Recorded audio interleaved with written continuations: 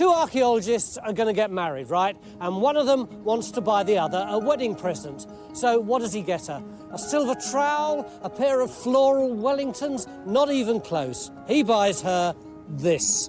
This wreck was all that remained of Scargill Castle, a stronghold in a lawless, violent landscape that was fought over for centuries by English and Scottish kings. Now, after 10 years of loving restoration, the gatehouse looks like this. And the new owners know that the Scargill family was once a powerful dynasty, they played host to a king, and they lived here for over 400 years.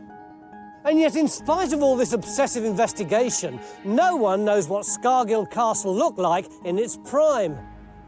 There's only one way to reveal a true picture of this home of the Lords of the Wild Frontier, isn't there? And that's to dig it. And we're quite good at that, aren't we?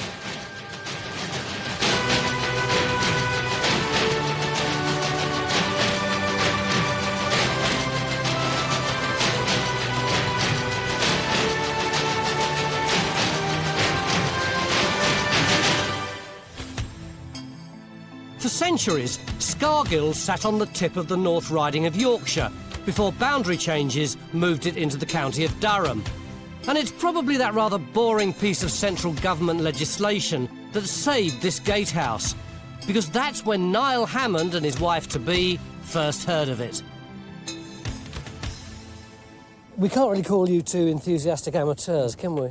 Well, no, not really. I've been working in archaeology a good number of years, and at the time we came here, I was the county archaeologist for Durham. It would be impertinent to ask you how much it costs, so how much did it cost? It was a bargain at any price.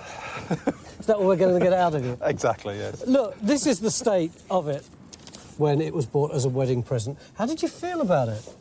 I was thrilled to pieces to get it, but it was also tinged with quite a bit of panic because it looked like it was going to fall down and I thought it might kill somebody in passing. What was it, apart from that attracted you to it? Because as an archaeologist, you live archaeology, you breathe archaeology, and here was an opportunity to own something that is a scheduled monument. And the more we explored it, the more we restored it, the more questions we had about it. We feel we've done as much as we can by looking at the upstanding remains. We've got the gatehouse, lots of upstanding walls scattered around us. We think we've got the remains of a tower, but we need some, some good hard dating evidence. When does the castle start? 12th century? What happens when it goes out of use in 16th, 17th century?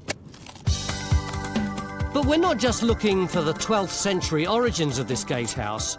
We also want to find what's left of the rest of the medieval castle it was an entrance to. And over at the front of the gatehouse, Mick's wasted no time in opening a couple of trenches and stamping all over the good name of Scargill Castle. I'm not sure we're dealing with a castle, actually. I think it's more of a fortified manor house. Hang on.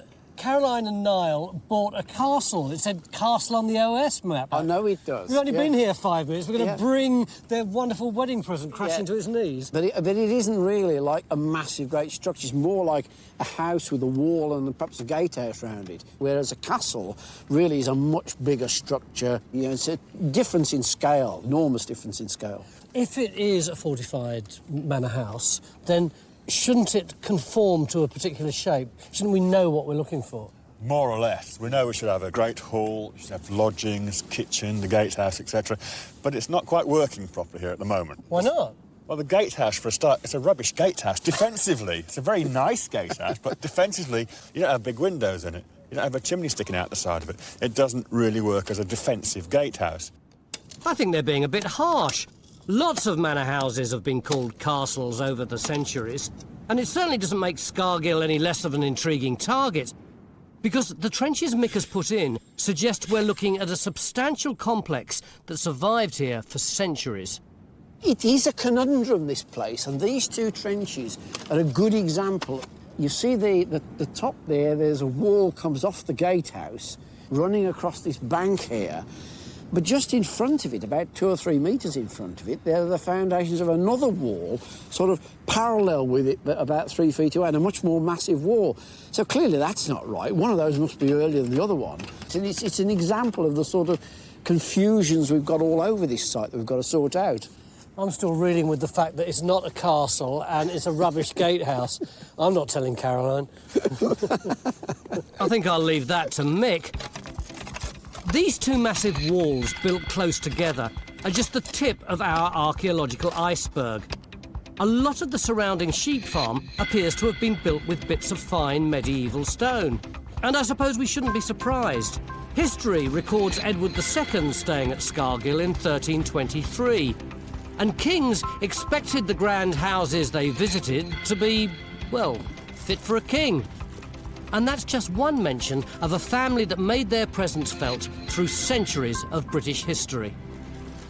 I've had a quick look at the Victoria County history, and it's got an immense list of people de Scargill, with footnotes showing that they turn up in the pipe rolls and in the close rolls and in the charters and so on. So there's lots to get your teeth into there. But the best earliest reference is 1171, when we've got Warren de Scargill working for the king. He's the kind of project manager on the king's refurbishment of Bowes Castle, which is just a few miles away. I love the idea of a Scargill being the king's man, because as soon as you say Scargill to me, who do I think of? The legendary Arthur Scargill urging his miners to stand up against the government and the police. You don't really think of him as a king's man, do you? I know, I wonder if he'd be horrified to think that he presumably is descended from the same group of toffs that held this place. But it would seem the archaeology on this site isn't confined to the 400 years that Arthur's ancestors were here, because Niall and Caroline's beloved gatehouse isn't as medieval as it looks. Really impressive gatehouse, beautiful new gates installed by Caroline and Niall. But when you go inside, you can't get out the other end. It's blocked off by a huge wall. That's because we think in the 19th century it was reused as farm labourers' cottages, so this makes it into a room essentially. There are a lot of other puzzles. For example, it looks like the only place to hang the gates is halfway in, which is a very thoughtful gesture towards anyone attacking it to keep them out of the rain. Richard, what's your first thoughts, having had a look at this place now? It's a rubbish gatehouse. Defensively. Just insults from everyone. At this rate, this is going to be the first one-day time team we ever do. As you say, it's got no sign at all of having gates at either end of it, and only bank slap in the middle. Yeah. It implies it's not built for proper defence. It's built as a status symbol of some description. It's built to impress. And the timbers along the roof, as you can see, they're quite highly decorated, which again seems an odd thing to do if you're just a defensible structure. Have you got a date for this building? Yes, we got a dendro date of about 1560, which is quite interesting. Yeah, because isn't that after the Scargills have stopped living here? Exactly. The Scargill line has died out, but there seems to be this massive investment in building this structure. And the gatehouse may not be the only Tudor building on the site. I mean, obviously this looks like a fireplace to me. Yeah, that's the fireplace, all right. Because in the farmyard behind it is something that looks like it was built after the Scargills died out. But it looks like it's actually a Tudor arch, because it's quite shallow. You can see it coming up here, beginning, but it's going at that kind of angle. So 16th century, something like that. I think if we put a trench through, we should see any earlier walls and features, shouldn't we? Well, that's it. So our third trench goes in over what looks like another later Tudor building. This may seem a bit perverse, considering that we want to find the remains of the medieval Scargill Manor.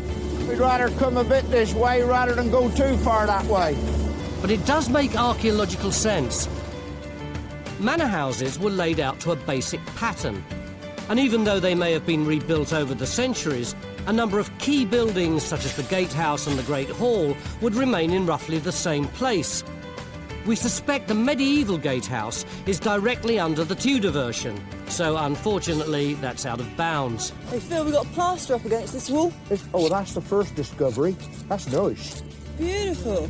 But if there's a medieval hall to be found here, there's a very good chance it's under this exquisite piece of Tudor architecture. Ah!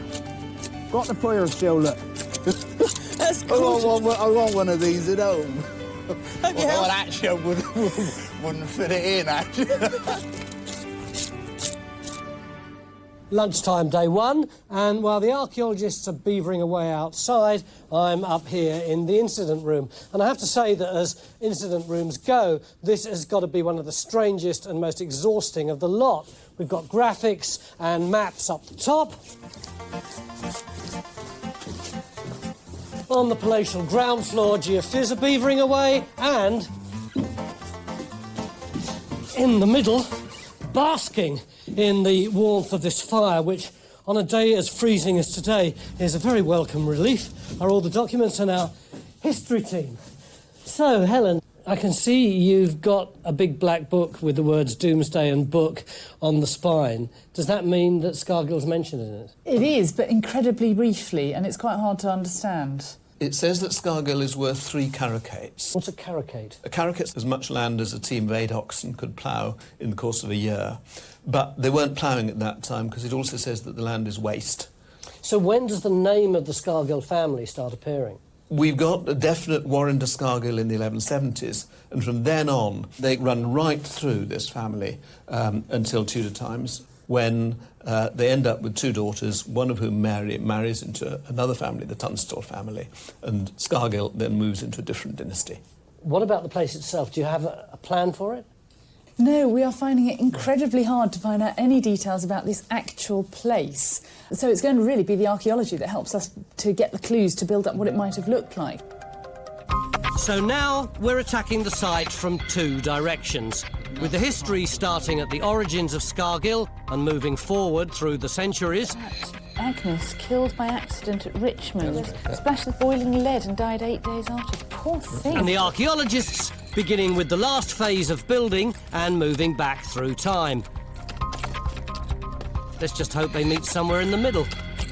Oh, looky, looky, looky. Anyway, we're off to a flying start in Trench 3. There it is. As Phil and Tracy have just hit the hearth of the Tudor fireplace. Oh, look at that. Look, shovels off nicely now.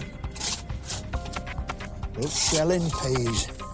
We're also uncovering more of the substantial walls outside the gatehouse. We've got 12th on there.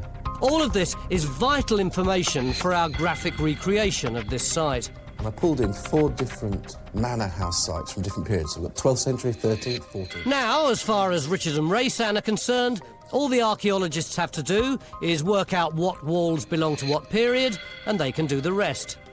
It all seems so simple when you're sitting inside in front of a computer. Well, that fits quite nicely, doesn't it? Faye, you managed to sort out this trench yet? I think we have, actually. We've got the wall coming in here. Well, that's this here, is it? Yes. And presumably that's the same as that one there? Exactly. And we've also got the inside of a room, the surface coming in here. Is that what that flagstone is? I think so, yep. And then we've got another wall coming in here. Just there, that's been Yep. sort of robbed out, is it? Hang on, if you've got a wall there, Yep. and we've got a wall here, it's a pretty thin room, isn't it?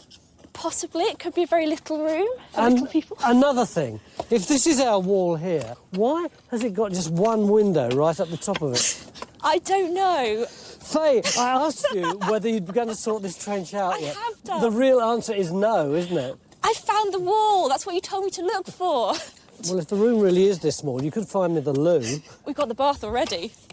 You have? What a fine archaeologist. Phil, I just hear constant happy rumblings from this end of the trench. You always hear satisfied rumblings from me, Mick. How about this? This is the gem, this Tudor fireplace. Yeah, it's looking really nice. Oh, And crikey, you've actually got the sort of threshold at the front of it now. And you've got some finds out of the ashy stuff, haven't you? we are, yep. We've actually got window glass. Great. But the major advance in this trench here is this whacking great wall here.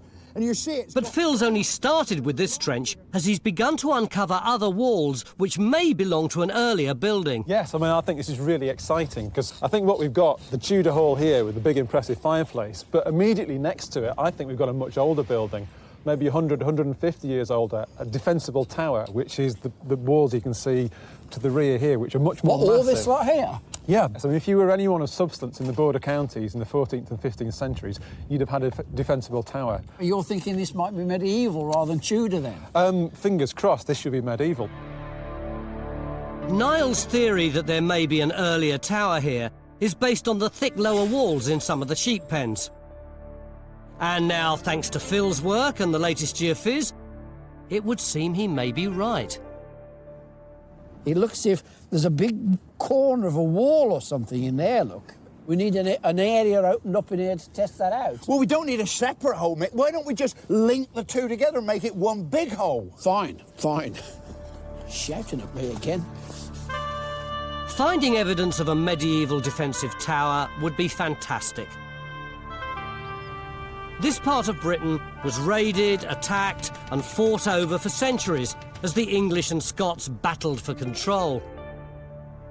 And the family living at Scargill would have been well aware of the threat of incursion. In that year, this is 1318, not long after Easter, the Scots burnt the town of Northallerton of the church and the surrounding countryside. Wasting and spoiling the land, they reached Bolton Abbey and looted it. That's a long way south, isn't it? And have you seen this picture of Victor's? It's splendid, It's isn't fantastic, isn't it? I mean, that looks like our manor house up there, and They're dragging a poor cow with them. It's said that they would kill cows and boil up the meat in the hide of the cow. Oh, golly. Yes, I suppose cows represented wealth, didn't they? And food. Yes. Is that stone or pot, Matt? Looks like. Bit of pot, bit of green glaze there. So what sort of period is that? I would say that's late medieval, kind of 1400 maybe. So that makes that quite an old wall.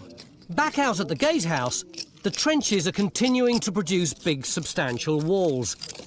And they certainly seem chunky enough to withstand a medieval Scottish attack. You see these big stones here, here, and here. So it's coming down there, and then they go off this way. So you're actually looking at a corner of a wall, which is why you don't see it coming all the way down here. How does that tie into the walls around Faze Trench? Well, if you look just to the north of Faze Trench, there's a small line of face stones just sticking out from the grass. Yeah. The line of that follows exactly down here, lines up with this edge here. Looks like a pretty big building. Yeah, well, it'd be huge, actually. But you don't know yet how that ties in with the gatehouse? Not yet. That's one of the problems with big chunky walls. They can be almost impossible to date by themselves. What we need are finds or architectural styles we can date. So we're now extending our Geophys survey in the hope we may find some likely targets to get us that evidence. It's isn't it? In a very well, yeah. So at the end of day one, we may be no closer to answering Niall and Caroline's questions about the origins of medieval Scargill. There's no mortar in it. It's just a load of stones sort of flung in. But we certainly know an awful lot more about the Tudor history. This is a bit good, isn't it? Oh, absolutely. What a first day. I mean, look, there is this wonderful Tudor fireplace, and we've even got the last remains of the final Tudor fire. Caroline, come here a minute. What do you think of that? This is absolutely brilliant. A fire. You can almost feel the warmth of the flames, can't you? And it's all yours. Yes. This really is a lovely piece of archaeology. It's like a time capsule, one moment just frozen in the ground. But that's not all. John's just shown me this Geophys. This thing is out there somewhere. What is it? Is it a tower? Is it a pond? I don't know. We'll find out tomorrow. History Hit is an award-winning streaming platform built by history fans for history fans. Enjoy our rich library of documentaries covering key events and locations of the medieval period. History Hit's medieval offering features leading historians such as Dan Jones, Eleanor Janega and Kat Jarman. Not only that, but we've a rich library of audio documentaries covering every period of history through our network of podcasts. Sign up now for a free trial, and Chronicle fans get 50% off their first 3 months. Just be sure to use the code Chronicle at checkout. Look at that fantastic Tudor fireplace. Every so often you get an episode of Time Team where you start out with one little trench and by the end of the first day you've got a Pandora's box of fabulous archaeology. This is Scargill Castle in County Durham, and in addition to the fireplace, over here you've got echoes of the medieval manor house which was once on this site. And look at this Geophys. Last night, this mysterious circular structure appeared somewhere over there. What is it? Don't know till we dig it. I'm really enjoying this one. Well, I may be enjoying it, but there are plenty of other people who may disagree. With potentially 500 years of occupation to investigate, we may have any number of manor houses built on top of one another. And that's an awful lot of work for the archaeologists.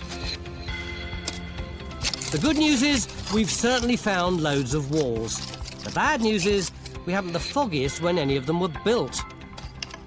We need to resolve this wall through here with this one across here. I never know what resolve means in that context. We don't know which is earlier than which. Oh, all right, I understand that. If that's the earliest, then we'd expect these to butt up to it. But the only way we can do it is look under where these boulders are. Lifting these boulders to work out how one wall joins up to another seems like an awful lot of effort. Oh, way. It's looking really easy, isn't it? I'm a bit embarrassed that we've made such a fuss about it. Yeah. But Mick assures me that work like this will be key to discovering the medieval layout of the site, as measuring the thickness of the different walls and deciding in what order they were built may be the only evidence we can use for dating. And the perfect example of this is over in Phil's trench, where he's now uncovered the remains of a Tudor hall. Fantastic flagstones. I know, it's hard to believe that we thought they'd been ripped out and reused somewhere else, but we've got this superb floor, and what we've actually got here is much, much more detail. Now, we've got what look like Tudor bricks. They are actually earlier than the plaster, so the plaster is sitting on top of them. And this plaster becomes absolutely crucial because it does come all the way round here. All the plastered walls surrounding our magnificent Tudor fireplace measure just over 1 metre in width. But what's got Phil really excited is that he's discovered they're built on top of an earlier, much thicker wall. What you're standing on, we think here is probably a block doorway. So this entrance was here before the Tudor building? Exactly. Hang on a minute. Is this the thickest wall I've seen in many a long day? You notice. What are you doing there, Helen? What I've started doing is cleaning up this rubble, which was revealed when this opening was cut through to make a farm access. So that's a different knocking through, not that one? A different one, yes. Yeah. There's everything going on here. So what we want to be able to see is how this wall relates to the thicker part of the wall where you are, which is actually going off at a slight angle. So does this mean that this is only one wall, or is it a whole series of walls that have been glued together over time? At the moment, Tony, we are really banging our head against the wall because we really don't know. What we think might be at the moment is that this is going to be the earliest wall. Yeah. And then that possibly it was remodelled and the fireplace was built in the Tudor period. So this possibly might be medieval. Somewhere over there you've got Tudor. Possibly. So Phil's going to extend his trench to try and uncover more of this earlier, thicker wall. As the more medieval walls we uncover, the clearer the layout of the medieval manor will be. Just when we get to the end of the trench, the little surveyor turns up.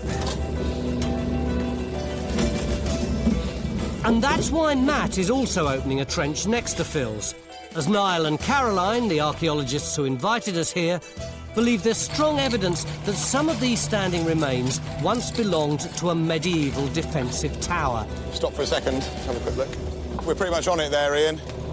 And we're not just looking at the holes in the ground. You see these sort of big gaps between the stones here, they're quite crude. We think many of the walls of the sheep pens started life as part of earlier, grander buildings. Well, this is obviously earlier than this. I mean, it looks like a fine Tudor, possibly blocked window, but that's inserted into this bit. So this is earlier? This is earlier. Right, yeah, right. So... Now, if that's earlier, yeah, could that be part of Niall's tower that we're looking for? It could be. I mean, you know, it's certainly medieval. And with the new trenches open, we can finally get round to investigating the mysterious geophys result on the plateau. Yeah. And what are we thinking it is? I mean, it could be a capped well, could be a dovecot. I mean, somebody said a pond or a well. Because we can't work out what it is just by looking at it. I'm slightly concerned that it's not actually round. Right. I'm slightly concerned that this is an artefact of the processing. So it may not be a circular structure? It may not be. It may not be, OK. I'm just flagging that for the record. Yeah. All right, so we're looking for a circular square that may or may not be a dovecot or a well. Yeah. That's it. Bomb crater? So Trench 5 goes in over this round or potentially square feature, as we're hoping it may turn out to be a fancy piece of medieval architecture. We think this is the original crossing point of the river, which then led on up to Scargill. We suspect that as you approached medieval Scargill, you would have been presented with an impressive manor complex. This is the picture that people would have seen. Very, very impressive. As Niall and Caroline's years of research have found numerous references to the Scargill's dealings with medieval royalty, including playing host to a king. So we haven't got a castle, we've got a manor house. We haven't got a medieval gatehouse, we've got a Tudor one. But we do at least know that a king stopped here, don't we? Oh dear. I'm afraid I might have been guilty of being a little over-optimistic. I was using an impeccable source. This is the Victoria County History. And you see here it says, entertained King Edward at Scargill in 1323, except they prefix it with probably. Oh, I didn't know there was a probably. Tell us about the probably. Well, it's very understandable that they said that, because if you take the close roll, we know from this that Edward II issued a writ from Scargill on September the 26th, 1323. That looks solid. That's done and dusted, surely. The problem is with the itinerary. What seems to be going on is we know he's at Barnard Castle here, and there's our little gatehouse, we're just south of that at Scargill. Yeah. They first of all go over here to Richmond, and then down to Kirby Malzard, further south to Dacre, then apparently right back up to Scargill, and then down to Skipton, right down here. It just doesn't make any sense, does it? But could he have done it?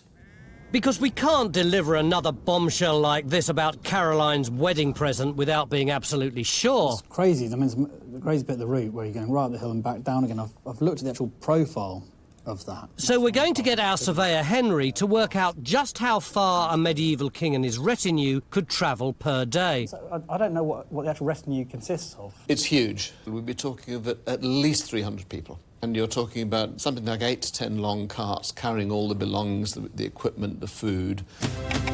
But it's not a straightforward task, because when a king visited a nobleman's house, he brought his whole court with him. And it was such a big operation that different parts of the royal circus travelled at different speeds. The royal household is divided into various sections. There's the biggest would be the wardrobe, the chamber, that would be the next biggest. The Privy Seal, that really is quite small. So they can move quite rapidly, I'd imagine.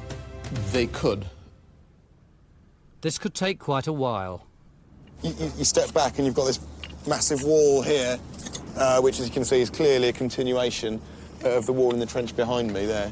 Back on site, and oblivious to the doubts being cast on Scargill's medieval history, Niall thinks we may have uncovered another pre-Tudor building. Yeah, I mean, that fits in very well with what will be the south wall of the Tudor hall with a big fireplace. But it's only maybe about 90 centimetres.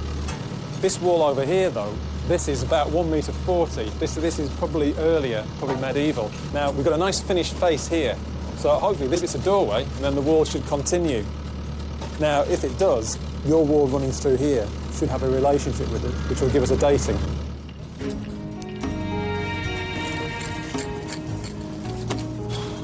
There's now just a few hours of day 2 left, and we've no shortage of walls, some of which look very big and medievally. But so far, we haven't found much archaeological evidence of medieval life. Because for such a supposedly long-lived medieval site, there are very few finds. Almost everything that's come up so far has been Tudor. We've got the Tudor gatehouse. These, although they may be older, certainly were around in the Tudor period. Yeah, of course. A Tudor fireplace, and maybe these walls at the back are Tudor. As the end of day 2 approaches, there are dark murmurings among some of the team that there simply isn't the evidence to suggest the Scargills built a major house here. Interesting, when we go on to the medieval period now, we've certainly got a piece of wall stuck in the corner of Matt's Trench, which seems to lead through the top of Fays all the way into those back walls. And I suppose we can say that there's a bit of wall running in front of the gatehouse at the moment. So can we predict where the hall is, for instance? I don't think so. What about the tower? We haven't really got footings to show we've got a tower at all at the moment. So there's nothing at the moment we can really extrapolate from this? Not really, and we can't even prove that first phase, the earlier phase, is medieval. We've got no dating evidence for it whatsoever.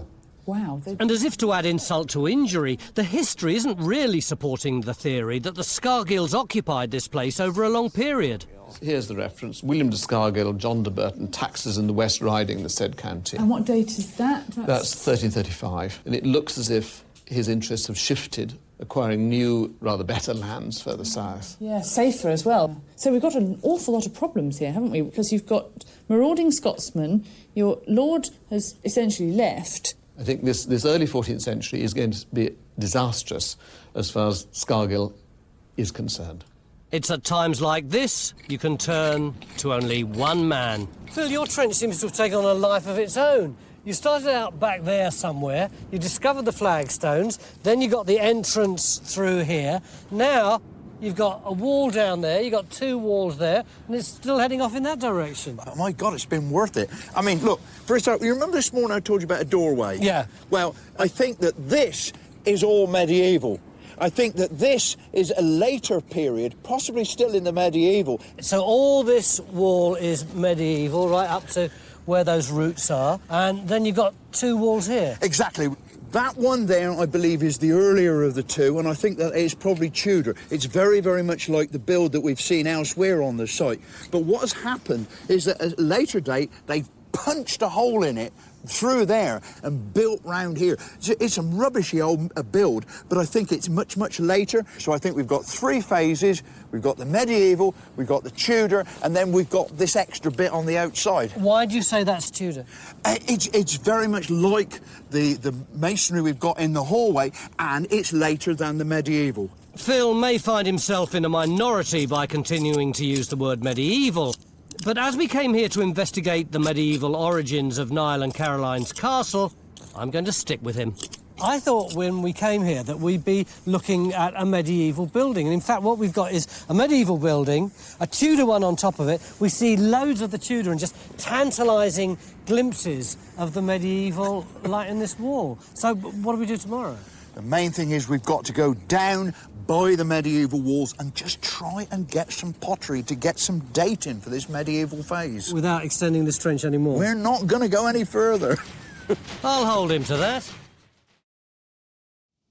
Beginning of day 3 here at Scargill Castle in County Durham, and among all this sheep there is a feast of archaeology. There's lumps and bumps, there's standing archaeology over there, we've got half a dozen trenches, not to mention, Mick, this fantastic geophys that came up last night. Yeah. The problem's going to be where not to dig, really, isn't it? Well, that's right. I mean, there's loads of targets on there, but I think there's one that we're bound to go for. Go on. I think really we have to go for this enclosure that comes round here. This is where? It's this earthwork you can see along here. Along there, yeah. And then it turns that sort of rounded corner, goes under the wall. Oh, it's in both fields? Yeah, and it's very rectangular playing card shape. Looks just like a little Roman fort. But, I mean, there's loads of other things we could do if we were going to be here for 3 months. You know? We've got one day left. Well, hopefully something on this plateau will give us the break we're looking for. Because at the moment, we haven't really found much evidence of Scargill's medieval history.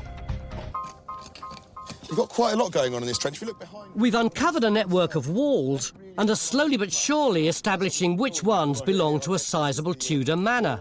Yeah, that's the hall with the big fireplace. This is probably the parlour. Right. So we need a door through. But we've also discovered even more substantial walls below these rooms, suggesting the Tudor house was built on something earlier. If you look, we've got these stones down here, and they're pretty compact. I'm willing to say floor at the moment. Any finds? What do you think? Nothing at all yet. See, this is very typical of 16th century Cistercian ware. But try as we might, we still can't find any conclusive dating evidence that the Scargill family built a manor on this site in the 12th century and then lived here for another 400 years. So, but definitely 16th century for that. Oh, yes, yes. Almost everything we've been able to date is Tudor.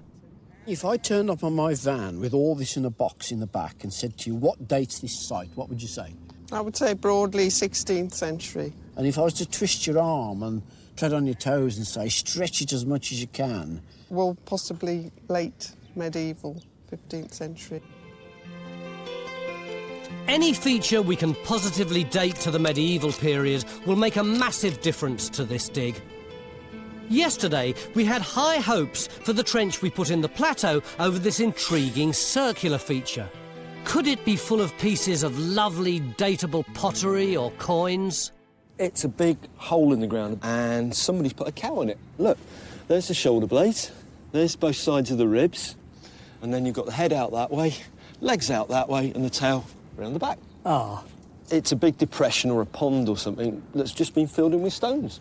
Depression's the right word, isn't it, Stuart? We thought we might have something interesting like a dovecot here, and we've got a dead cow. Well, not really. I mean, what it's done, it's led us to investigate this area up here. Now, what Ian's found here is a clay bank, and this is part of a series of regular linear features which occupy this rectangular platform here. The platform is mixed Roman fortlet. Sort of. What this platform actually is a barmkin. What's a barmkin? It's an enclosure, a rectangular enclosure that get attached to a medieval fortified house. So you do think that there was a medieval structure here at some point? Oh, almost certainly at some point, yeah. And we wouldn't have known that, would we, if it hadn't been for Daisy? Thank you for your sacrifice, Daisy. At last, some support for the owners, Niall and Caroline's view that Scargill Castle was indeed once the site of a defended medieval manor. I hear you've got something like a pumpkin or a bumpkin or something on the site. What's this all about? A bumpkin. A barmkin. A barmkin. Right, what's that then? Well, it's a term used in Scotland mostly and in northern England. Inside it, we'd expect to find sheds, workshops, that kind of thing. And would it have had a wall around it at the time? I think almost certainly, because it's a fairly lawless territory here to some extent. Yeah. It's wild. Yeah. And it's some way you can bring the animals in as well and give them protection. So I'd expect to see a stone wall around this thing, right. Yeah. But as day 3 progresses, all our work in the trenches and the incident room seems to debunk the medieval history of this site. That's the route. I thought that was going to be the county boundary. Well, it gets even more crazy when you look at the route from Scargill back to Skipton. Yesterday, we started to investigate the claim that Edward II visited Scargill Castle as part of a tour of the north in 1323. Probably the best historical evidence we have for a grand medieval building on this site. How far is that? That's over 80 miles. How far would the royal retinue have been able to go in a day? I think you'd expect 10 miles or so. What about if it is just the king essentially nipping off on his own? I think he might manage 20, perhaps even 30 miles a day, but no more than that. And how many days have we got for him to make his way up to Scargill and back? He left Dacre on the 24th. The next date we've got is Scargill the 26th. So that's completely impossible. This is totally and completely impossible. It just could not happen. This is devastating news. And what's worse, the work the team have done has identified another stronger candidate for the medieval Scargill Castle. 1359, we've got a reference to our Castle of Scargill in Havre Park. So there's another Scargill. There's another Scargill. That, I'm quite sure, is where Edward II stayed, and he then simply went from there to Skipton, which is a perfectly straightforward journey. But, sorry, he was never at this Scargill. He was at the Scargill in Havre Park. Oh, dear. And the news just keeps getting worse. You've been saying to me for the last 36 hours, ooh, I'm not sure if there is anything medieval on this site. It's inescapable. If you look at the pottery that we've got from this site, and there's very, very little medieval. I mean, a handful. But it's all 16th and 17th century, lots and lots of that. Hang on, Mick. All through this dig, we've been saying, look, right behind us, we've been saying, oh, there's a big medieval wall there and a Tudor wall on top of it. Yeah, but what we've really been saying is there are several phases of walling here, and the earliest one is big and blocky, and we've sort of assumed that's the medieval phase.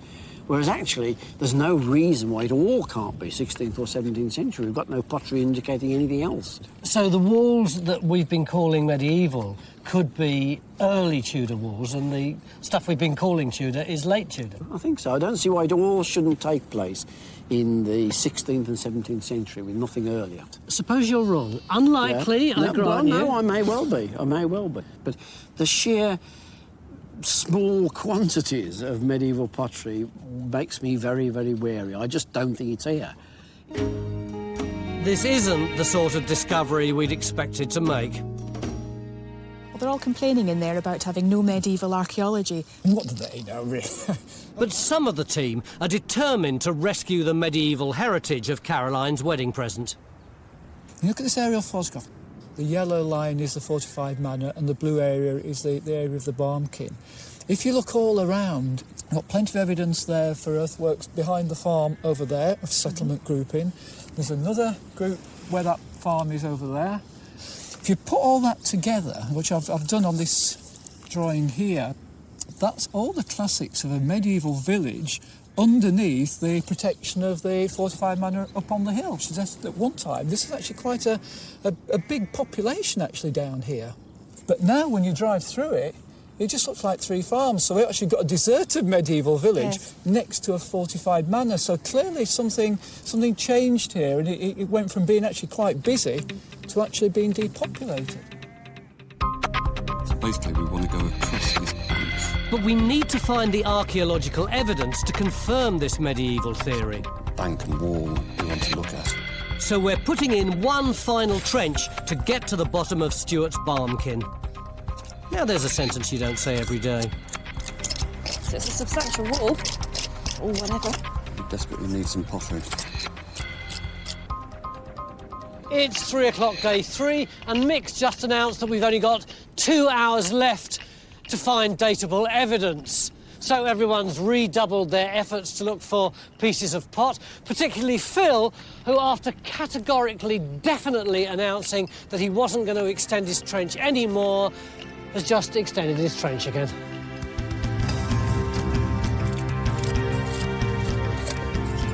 And it's that final push that makes all the difference. Because deep down in the trenches, a few archaeologically precious shards of pottery begin to appear. Well, this is a nice big bit of chunky medieval jug handle. And they aren't Tudor. And it looks as if they've just overfired it a bit. But it's still good to pour a bevy out of. Have you sorted your cow burial out then, Ian? Yeah, I think so. Right off the bottom, we've got a piece of what looks like a medieval pot.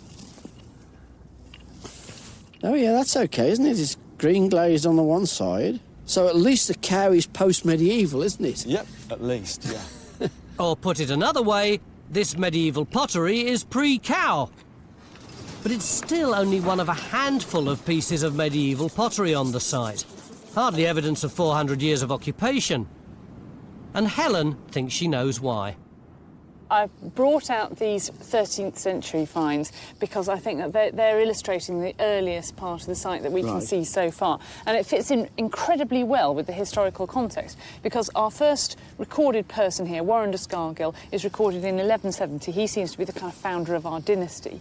But only about 90 years later, a de Scargill marries a de Stapleton and moves away to the West Riding. And so we've got this enormous hiatus from about 1260 to about 1530. 1530 odd, we get Mary, who's she's a Scargill, but she marries a Tunstall, and she's the first female heir after the male line dies out. For some reason, she comes back and she lives here. She's buried in Barningham Church, and people are living here right up till, 1671. So the finds mirror the history really well. Do you buy that now? Yeah, I think I do. I mean, the picture's changed a lot in the last couple of hours. We've now got this 13th century pottery that goes that earlier phase. So you've swallowed your doubts now, doubter boy? Yeah. Fairly clearly now there's something either on the site or very nearby that's producing this material. We've got our medieval period. At last, this perplexing site is beginning to make sense. That looks like a really good deep garden soil. Anything come out of it? Yes, just a couple of pieces of pottery. Medieval pottery, actually. And over in the last-ditch barmkin trench, we may indeed just have established that the medieval activity was based here on the plateau. That's absolutely fantastic, because if they're 13th, 14th century pottery out of this soil against this wall, then that's got to be medieval in date. So, I mean, that seems absolute confirmation that this wall is the wall that goes round this platform, which has seemingly been called a pumpkin boundary, a bumpkin boundary, but in reality it's a barmkin, a wall going round the edge. So it may be a bit of a stupid name, but this wall confirms Stuart's hunch that this plateau is a barmkin, the outer enclosure of a defended medieval manor house. Right at the bottom of that wall, we found a 14th century sherd of pottery. It is the best piece of dating evidence you could possibly have. But can we finally convince Mick that there was a medieval manor house inside it? It means that this wall must be, at the very least, 14th century. You see, it comes along and actually turns here, and we've actually found that the wall continues through here. And in there, we've got a plastered room with a lovely cobbled floor. Then, when the Tudor period come along, what do? They built their Tudor fireplace on top of the medieval building, and they did the same thing there. What do you reckon this medieval wall actually is, Mick? I think what we're looking at is some sort of medieval tower house, so like a mini keep or something like that, rather than anything else. Excuse me, is this the Professor Mick Aston who 3 hours ago told me there wasn't anything medieval on this site? Well, we didn't have the evidence then, did we? No, you just told us they found it. And that crucial piece of evidence means the features in the other trenches fall into place. Well, remember this morning we thought we might have one side of a door there? Yeah. There's the other side of it in there. Blocked up, though. And more importantly, it means Caroline and Niall's conviction that medieval Scargill Castle or manor did exist is totally vindicated. This wall here, 1.5 metres, that's good stonking masonry. It's the sort of thing you expect from a medieval building. Yeah. And hopefully this is another entrance, perhaps a grand, quite formal entrance, running through to a paved area here. Yeah, so what does that give us in terms of structure? I think we've got a very large medieval building. These footings are good quality masonry. Yeah. I'd like to think it's a medieval hall, perhaps of a family who was slightly on the up at the time. The massive walls of the Scargill Manor would have dominated this landscape in the 12th and 13th century, with a tower and gatehouse overlooking a vibrant and productive rural community. But thanks to the archaeological and historical evidence we've discovered, we know it was short-lived. The manor was abandoned, becoming a forlorn, run-down outpost of a family who'd moved to a richer environment further south. But this ancestral home was reborn and rebuilt as a grand Tudor manor, including a new gatehouse that has now survived for over 400 years. It's rather apt that a present from one archaeologist to another has also given our team one of its most rewarding digs, even if it was a bit of a roller coaster ride. Do you remember 3 days ago, the three of us were standing in that sheep pen and you said, oh, we think the medieval hall is here. And surprise, surprise, there was a medieval hall. How are you feeling? It's absolutely brilliant news. What a marvellous present to be given, something that's been around for so long. Yeah, a pretty dodgy wedding present, but we made it good for you, Niall. You did indeed. A dodgy present, but it's got solid foundations.